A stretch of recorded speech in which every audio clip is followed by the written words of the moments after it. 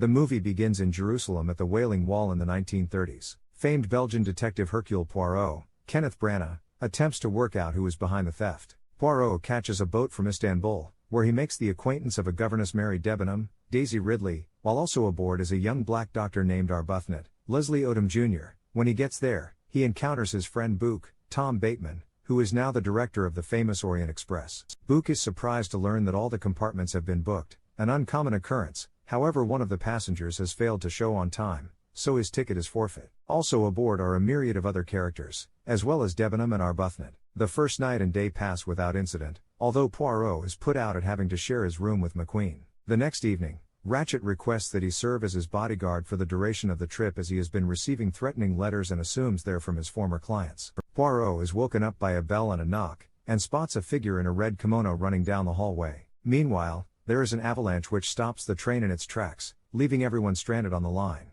Poirot finds out that Ratchett has been murdered in his bed during the night. He takes Bouc as his assistant as Bouc was sleeping in another carriage. Since the express was expected to arrive at their next station the following day, everyone will need to wait for a rescue team. Poirot and Bouc are investigating the murder of Ratchett. They find evidence linking him to the case of Daisy Armstrong. Mrs. Hubbard is later stabbed in the back, but the wound is very minor and she cannot identify who did it. Poirot and Bouc speak to McQueen and find he had a motive for the murder as he had been skimming money off Cassetti's accounts. They also find a connection to the Daisy Armstrong case. McQueen's father had attempted to prosecute Armstrong's nursemaid, causing her to commit suicide. Poirot finds himself unable to narrow down who committed the act. While questioning Debenham about the murder, he is confronted by Arbuthnot, who claims responsibility for the murder. He attempts to shoot Poirot but misses and then flees. He demands that all the suspects be assembled, which they quickly are, in the tunnel. For some reason, the first solution is simple yet unlikely.